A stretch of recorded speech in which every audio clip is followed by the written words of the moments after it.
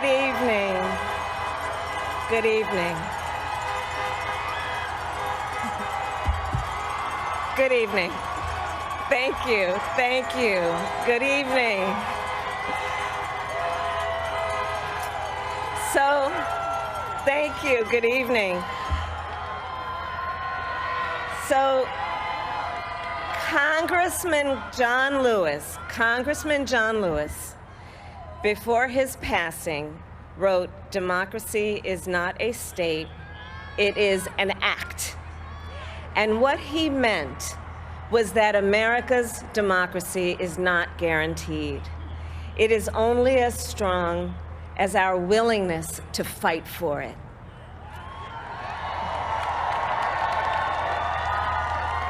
To guard it and never take it for granted. And protecting our democracy takes struggle, it takes sacrifice, but there is joy in it, and there is progress, because we, the people, have the power to build a better future.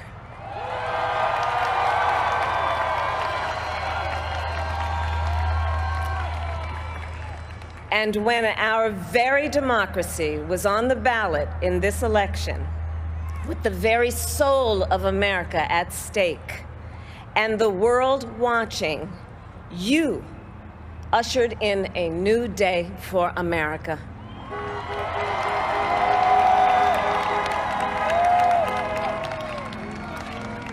To our campaign staff and volunteers, this extraordinary team, thank you for bringing more people than ever before into the democratic process.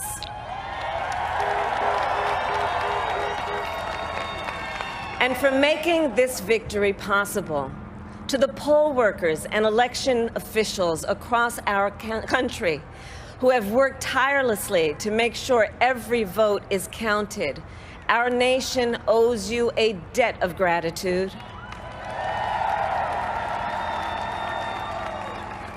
You have protected the integrity of our democracy. And to the American people who make up our beautiful country, thank you for turning out in record numbers to make your voices heard.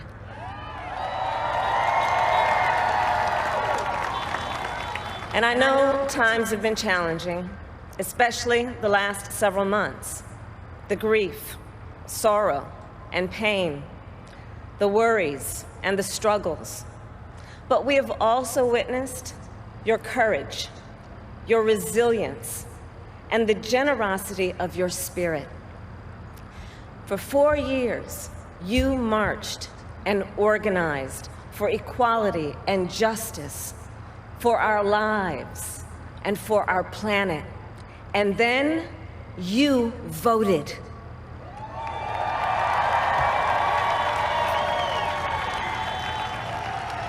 And you delivered a clear message. You chose hope and unity, decency, science, and yes, truth.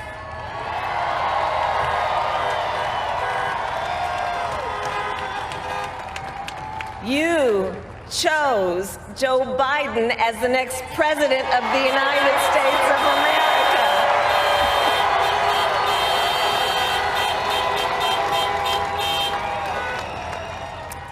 And Joe is a healer, a uniter, a tested and steady hand, a person whose own experience of loss gives him a sense of purpose that will help us as a nation reclaim our own sense of purpose.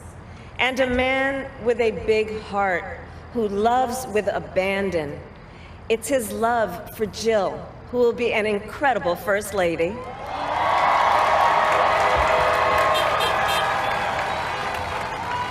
It's his love for Hunter and Ashley and his grandchildren and the entire Biden family.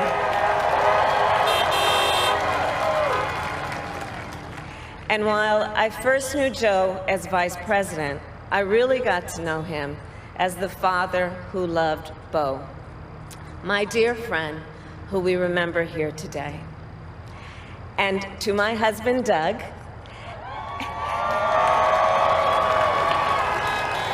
and our children, Cole and Ella, and my sister, Maya, and our whole family.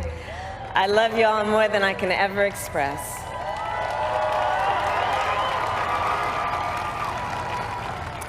We are so grateful to Joe and Jill for welcoming our family into theirs on this incredible journey. And to the woman most responsible for my presence here today, my mother, Kamala Harris, who is always in our hearts. When she came here from India at the age of 19, she maybe didn't quite imagine this moment, but she believed so deeply in an America where a moment like this is possible.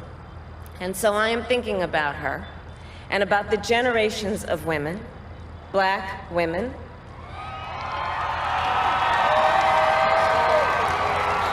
Asian, white, Latina, Native American women who throughout our nation's history have paved the way for this moment tonight. Women who fought and sacrificed so much for equality and liberty and justice for all, including the Black women who are often, too often, overlooked, but so often prove they are the backbone of our democracy.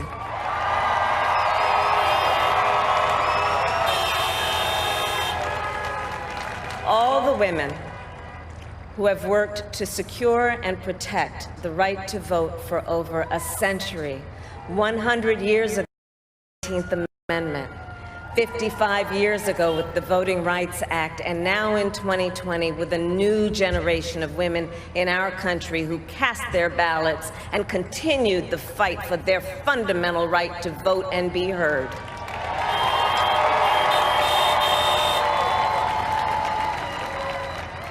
Tonight I reflect on their struggle, their determination, and the strength of their vision to see what can be unburdened by what has been.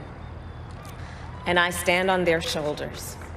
And what a testament it is to Joe's character that he had the audacity to break one of the most substantial barriers that exists in our country and select a woman as his vice president.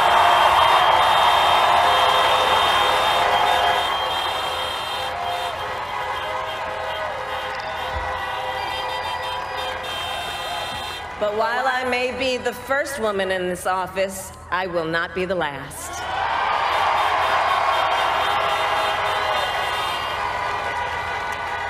Because every little girl watching tonight sees that this is a country of possibilities.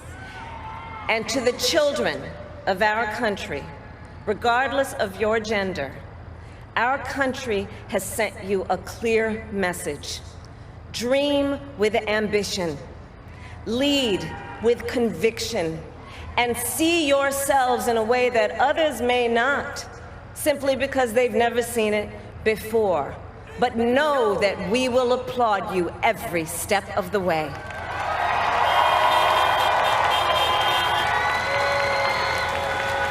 And to the American people, no matter who you voted for, I will strive to be a vice president, like Joe was to President Obama, loyal, honest, and prepared, waking up every day thinking of you and your family. Because now is when the real work begins, the hard work, the necessary work, the good work, the essential work to save lives and beat this epidemic, to rebuild our economy so it works for working people, to root out systemic racism in our justice system and society, to combat the climate crisis, to unite our country and heal the soul of our nation.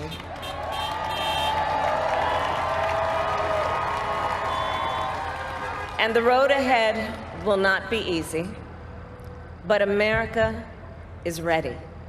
And so are Joe and I.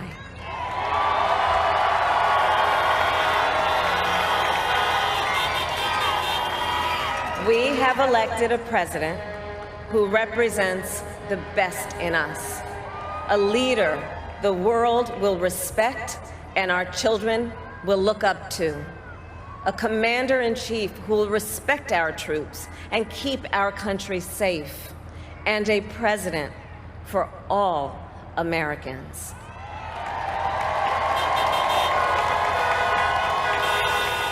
And it is now my great honor to introduce the President-elect of the United States of America, Joe Biden.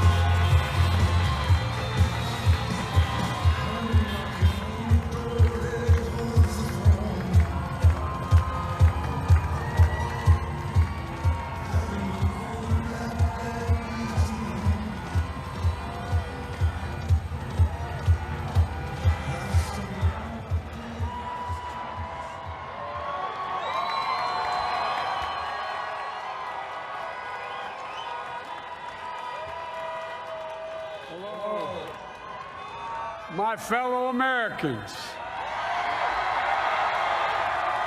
and the people who brought me to the dance, Delawareans. I see my buddy Senator Tom Carper down there, and I think Senator Coons is there, and I think the governor's around.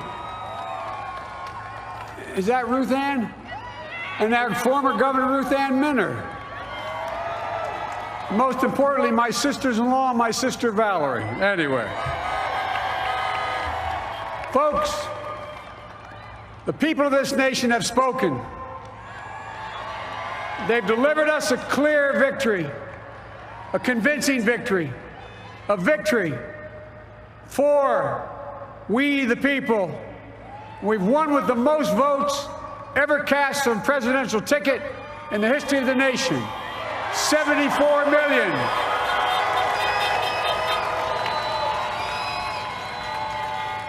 What I must admit has surprised me. Tonight, we're seeing all over this nation, all cities and all parts of the country, indeed across the world, an outpouring of joy, of hope, renewed faith in tomorrow, bring a better day. And I'm humbled by the trust and confidence you placed in me. I pledge to be a president who seeks not to divide, but unify, who doesn't see red states and blue states, only sees the United States, and work with all my heart, with the confidence of the whole people, to win the confidence of all of you. And for that is what America, I believe, is about. It's about people. And that's what our administration will be all about. I sought this office to restore America, to rebuild the backbone of this nation, the middle class, and to make America respected around the world again, and to unite us here at home.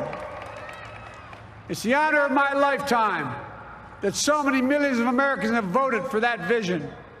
And now, the work of making that vision is real. It's a task, the task of our time. Folks, as I said many times before, I'm Jill's husband. And I would not be here without her love and tireless support of Jill, and my son Hunter, and Ashley, my daughter, and all our grandchildren, and their spouses, and all our family. They're my heart. Jill's a mom, a military mom, an educator, and she has dedicated her life to education. But teaching isn't just what she does, It's who she is. For American educators, this is a great day for y'all. You're going to have one of your own in the White House. And Jill's going to make a great First Lady. I'm so proud of her.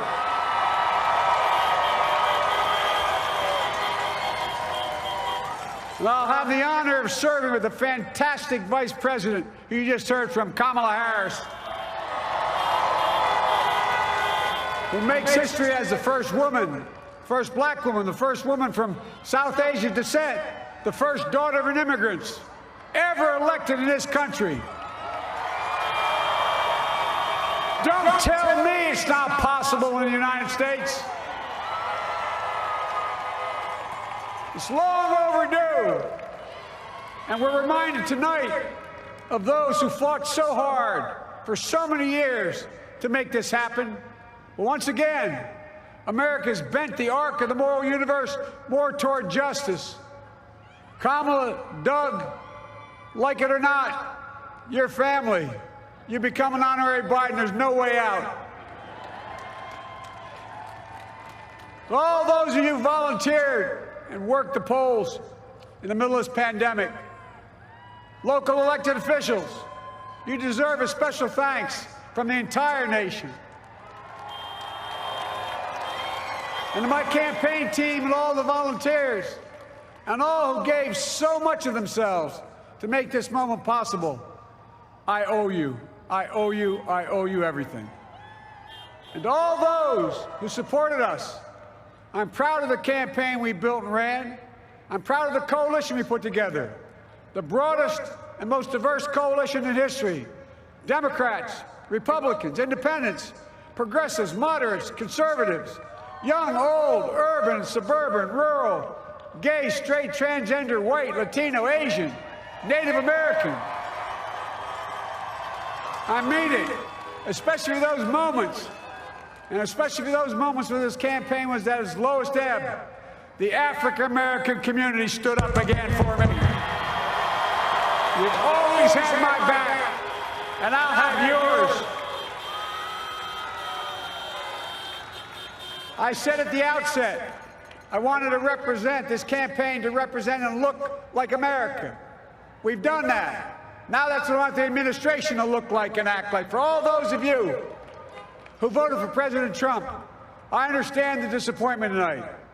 I've lost a couple times myself. But now, let's give each other a chance. It's time to put away the harsh rhetoric, lower the temperature, see each other again, listen to each other again. And to make progress, we have to stop treating our opponents as our enemies. They are not our enemies. They are Americans. They're Americans. The Bible tells us, to everything there is a season, a time to build, a time to reap, and a time to sow, and a time to heal. This is the time to heal in America.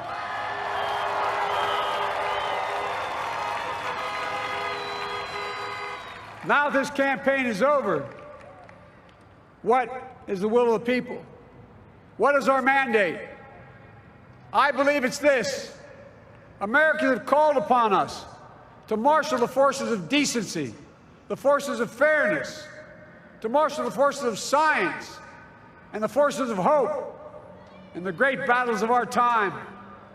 The battle to control the virus, the battle to build prosperity, the battle to secure your family's health care, the battle to achieve racial justice and root out systemic racism in this country, and the battle to save our planet by getting climate under control, the battle to restore decency, defend democracy, and give everybody in this country a fair shot. That's all they're asking for, a fair shot. Folks, our work begins with getting COVID under control. We cannot repair the economy, restore our vitality, or relish life's most precious moments, hugging our grandchildren, our children, our birthdays, weddings, graduations, all the moments that matter most to us until we get it under control. On Monday, I will name a group of leading scientists and experts as transition advisors to help take the Biden-Harris COVID plan and convert it into an action blueprint that will start on January the 20th, 2021. That plan will be built on bedrock science. It will be constructed out of compassion, empathy, and concern. I will spare no effort, none, or any commitment to turn around this pandemic. Folks, I'm a proud Democrat, but I will govern as an American president.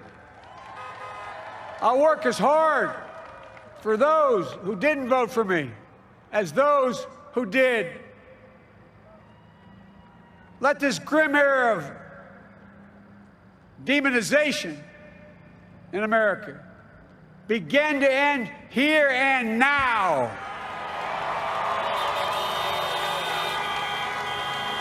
The refusal of Democrats and Republicans to cooperate with one another, it's not some mysterious force beyond our control. It's a decision, a choice we make. And if we can decide not to cooperate, then we can decide to cooperate. And I believe that this is part of the mandate given to us from the American people. They want us to cooperate in their interest. And that's the choice I'll make. And I'll call on Congress, Democrats and Republicans alike, to make that choice with me. The American story is about slow yet steadily widening the opportunities in America. And make no mistake, too many dreams have been deferred for too long. We must make the promise of the country real for everybody, no matter their race, their ethnicity, their faith, their identity, or their disability. Folks, America has always been shaped by inflection points, by moments in time where we've made hard decisions about who we are and what we want to be. Lincoln in 1860, coming to save the Union. FDR in 1932, promising a beleaguered country a new deal. JFK in 1960, pledging a new frontier. And 12 years ago, when Barack Obama made history, he told us, yes, we can. Well, folks, we stand at an inflection point. We have an opportunity to defeat despair, to build a nation of prosperity and purpose. We can do it. I know we can. I've long talked about the battle for the soul of America. We must restore the soul of America. Our nation is shaped by the constant battle between our better angels and our darkest impulses. And what presidents say in this battle matters. It's time for our better angels to prevail. Tonight, the whole world is watching America. And I believe at our best, America is a beacon for the globe. We will lead not only by the example of our power, but by the power of our example. I've always believed, many of you heard me say it, I've always believed we can define America in one word: possibilities. That, in America, everyone should be given an opportunity to go as far as their dreams and God-given ability will take them. You see, I believe in the possibilities of this country. We're always looking ahead to an America that's freer and more just, ahead to an America that creates jobs with dignity and respect, ahead of America that cures diseases like cancer and Alzheimer's, ahead to an America that never leaves anyone behind, ahead of America that never gives up, never gives in. This is a great nation. It's always been a bad bet to bet against America. We're a good people. This is the United States of America. And there's never been anything we've been not able to do when we've done it together. Folks, in the last days of the campaign, I began thinking about a hymn that means a lot to me and my family, particularly my deceased son, Bo. It captures the faith that sustains me and which I believe sustains America. And I hope it can provide some comfort and solace to 230,000 Americans who've lost a loved one to this terrible virus this year. My heart goes out to each and every one of you. Hopefully this hymn gives you solace as well. And it goes like this. And he will raise you up on eagle's wings, bear you on the breath of dawn, and make you to shine like the sun, and hold you in the palm of his hand. And now together, on eagle's wings, we embark on the work that God and history have called upon us to do, with full hearts and steady hands, with faith in America and in each other, with love of country, a thirst for justice. Let us be the nation that we know we can be, a nation united, a nation strengthened, a nation healed. The United States of America, ladies and gentlemen, there's never been anything we've tried we've not been able to do. So remember, as my grandpapa, our grandpapa used to say when I walked out of his home when I was a kid up in Scranton, he said, "Joey, keep the faith." And our grandmother, when she was alive, she yelled, "No, Joey, spread it. Spread the faith. God love you all. May God bless America, and may God protect our troops." Thank you, thank you, thank you.